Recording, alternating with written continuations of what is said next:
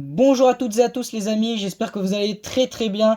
Donc aujourd'hui on se retrouve pour le point météo donc, que je vous avais annoncé ce midi pour voir vraiment en détail la situation. Donc on va vraiment pas perdre de temps dans ce point météo, je vais immédiatement entrer dans le vif du sujet. On va donc analyser les paramètres qui seront en faveur et également en défaveur des orages qui sont annoncés pour ce soir et pour demain. Des orages vraiment pour ce 17 juin et le 18 juin. Des orages qui vont vraiment être très organisés, très violents, très gréligènes, très venteux. Enfin, il va vraiment y avoir tous les paramètres nécessaires pour avoir des orages très violents sur ces prochains jours. Et en plus de ça, des orages supercellulaires. Ça, on va le voir vraiment dans le détail. Le fait que ces orages s'annoncent vraiment très supercellulaires, très rotatifs et qui risquent de donner vraiment des grosses quantités de grêle. Donc là je pense que vraiment ça va être les orages les plus puissants de l'année, hein. Enfin peut-être que vers le mois de juillet, le mois d'août on aura plus puissant que ça. Mais en tout cas depuis le début de l'année, là c'est vraiment la dégradation la plus puissante qui est annoncée pour ce soir. Et puis demain ça va être peut-être même pire, hein. Demain on va voir que vraiment tout sera réuni pour avoir de l'orage très violent en soirée. Désolé si je bégaye un petit peu, hein. Je viens à peine de rentrer des cours, hein. Je suis un petit peu fatigué. Mais je suis surtout exaspéré, hein, par ce qui est annoncé par les modèles, hein. C'est assez puissant là quand même ce qui est annoncé, assez dangereux. Donc voilà, on va avoir en fait, d'ailleurs on va voir que ça c'est sous-estimé, hein. Donc déjà ça fait déjà une chose qui est sous-estimée par les modèles. Ça laisse présager ce qu'il va y avoir cette nuit. On va avoir ce soir, on va zoomer sur le sud-ouest puisque c'est le sud-ouest qui est concerné. On va avoir ce soir une vague de Cape qui va arriver donc par l'océan Atlantique, par le golfe de Gascogne. Cette vague de Mu Cape, donc d'énergie orageuse, ou plutôt on peut appeler ça cette vague d'instabilité, va petit à petit s'approcher des côtes. Et puis au cours de la nuit on va avoir en fait des orages qui vont se former, qui vont littéralement avaler toute cette énergie. Donc voilà. Donc ces orages, on va le voir donc juste après maintenant, on va le voir maintenant d'ailleurs, au niveau des précipitations. Ces orages ils vont dans un premier temps partir, déjà on va avoir un énorme front orageux là à 22h sur l'océan Atlantique qui va partir d'Espagne. Ces orages devraient partir à peu près de Bilbao, hein, donc de l'Espagne. Ils devraient donc après remonter sur l'océan Atlantique. Et donc on va avoir à 22h les premiers orages, hein, qui vont commencer à arriver sur les terres. Alors ceux-ci seront assez faibles, hein, pas très violents. Donc ça c'est les premiers orages. Et puis là par contre par la suite on va avoir des orages beaucoup plus costauds, beaucoup plus puissants, beaucoup plus violents qui vont se former.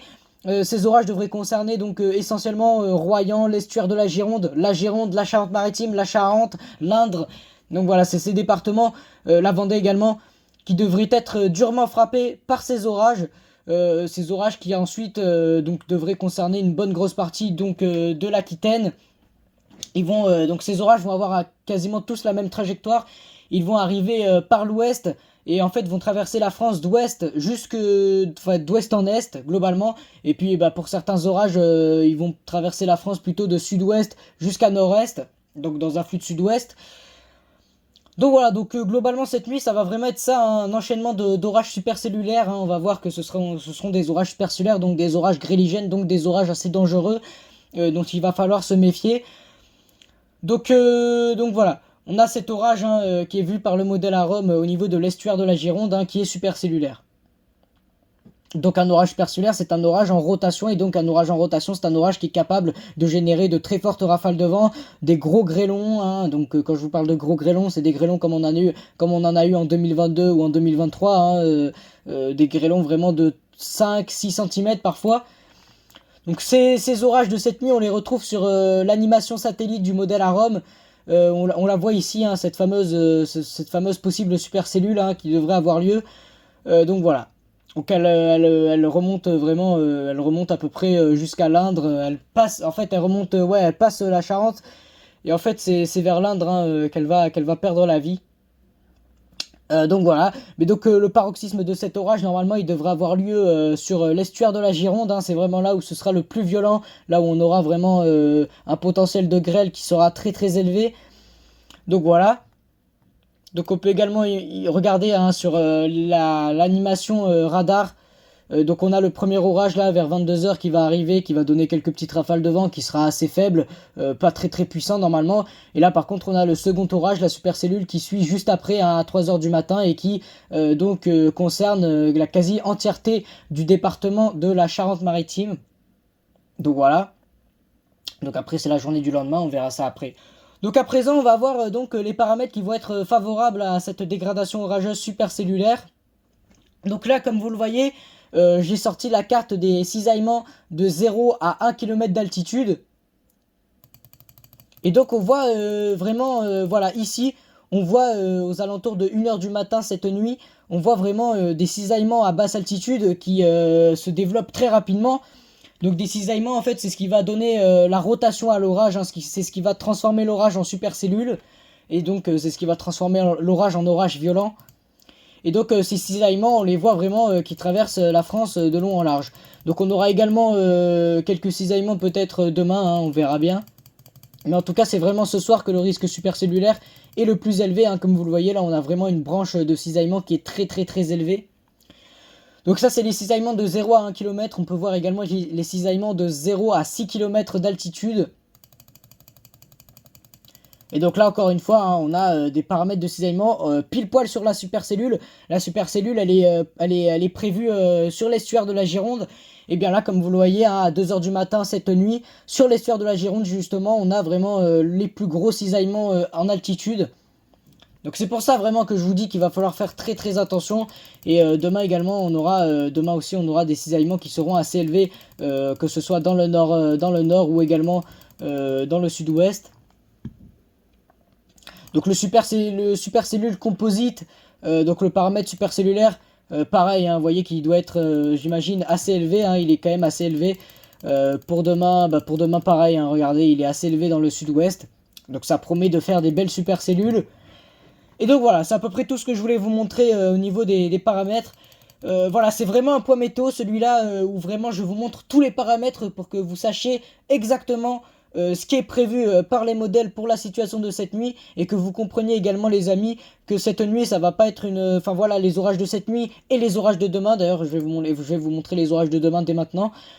C'est pour vous faire comprendre que ça va pas rigoler, hein. Alors pour donc la journée maintenant de mardi, on va, là, la journée de mardi, c'est assez simple, hein. On va avoir donc des orages assez puissants, des orages souvent linéaires qui vont se former sur la moitié nord du pays, et on va avoir, donc ces orages seront assez violents, plutôt forts, voire violents même. On en voit justement ici, hein, du côté d'Amiens, ça déborde jusqu'à l'Île-de-France. Et on va avoir également donc une supercellule à caractère extrême, hein, littéralement, une supercellule vraiment très très violente qui va encore une fois concerner la Gironde. On voit ici le creux, hein, je vais zoomer sur le sud, alors je vais déjà vous montrer dans le nord-ouest. Donc voilà, on les a ici, hein, ces orages qui avalent l'énergie. Mais donc si on va sur le sud-ouest, on va également retrouver ces orages, donc voilà, vous voyez. Et là vraiment c'est flagrant, hein. On a vraiment l'orage qui forme une sorte de bouche, hein, sur la Gironde. Et donc là en fait c'est là où il avale le Cape, hein, c'est là où il bouffe l'énergie. Donc voilà, cet orage il va donc, bon bah lui c'est vraiment un orage supercellulaire, hein, par contre. Il n'y a pas photo, il donne également des rafales de vent très puissantes, hein, des rafales de vent allant jusqu'à 100 km/h. Donc voilà, et donc on le retrouve juste ici cet orage. Regardez, voilà. Voilà, et donc voilà, on a vraiment l'orage juste ici. Et donc demain ça va être de l'orage quasiment toute la journée, toute la nuit, hein. Ça va vraiment durer très très longtemps, hein, ces orages. Donc voilà, on arrive au terme de ce point météo. J'ai vraiment essayé d'expliquer le plus vite et j'ai essayé d'être le plus précis possible. J'espère que vous aurez à peu près compris. C'est quand même c'est pas très simple à comprendre, hein, cette situation orageuse. Il y a beaucoup de paramètres qui entrent en jeu. Mais ce qu'il faut retenir, c'est que si je devais faire un bilan de ce point météo, c'est que cette nuit, entre la Gironde, la Charente-Maritime, la Vendée et puis les départements qui sont un petit peu autour de cela, en entrant dans les terres, on va avoir des supercellules qui vont s'enchaîner un petit peu toute la nuit, qui vont être assez violentes, assez virulentes, et qui risquent de donner de très fortes chutes de grêle, accompagnées d'une rotation très élevée, très forte. Et pour la journée de demain, eh bien, on va avoir la moitié nord qui va être également concernée par un risque supercellulaire, notamment ici, on voit aussi un orage ici supercellulaire. Et demain, ce sera vraiment une dégradation plus généralisée, hein, qui va s'étendre donc dans un axe sud-ouest à nord-est, avec des orages bien évidemment supercellulaires, grêligènes et venteux, hein, qui vont s'enchaîner toute la journée de demain. Voilà les amis, en tout cas, J'espère que ce point météo vous a plu. Si c'est le cas, n'hésitez pas à liker, commenter, partager et à vous abonner. Ça me ferait extrêmement plaisir. Voilà, j'ai essayé d'expliquer le mieux possible. Hein. Voilà, vous savez que moi je suis quelqu'un qui m'inquiète.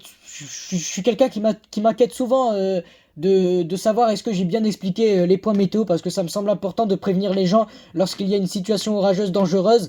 Et là, en l'occurrence, je l'estime que c'est une situation orageuse dangereuse. Surtout quand Kéronos met le risque violent pour mardi, met le risque violent pour mercredi et met le risque violent pour jeudi. C'est la première fois que Kéronos met le risque violent pour autant de journées d'affilée. Regardez, hein, regardez. Donc là c'est Kéronos, hein, regardez. On a donc le massif central avec les fameuses cellules isolées dont je vous ai parlé pour cette nuit. Et on a donc le sud-ouest avec les supercellules très très violentes. Donc voilà, donc ça c'est la carte de Kéronos, c'est le bulletin de Kéronos pour aujourd'hui. Donc voilà.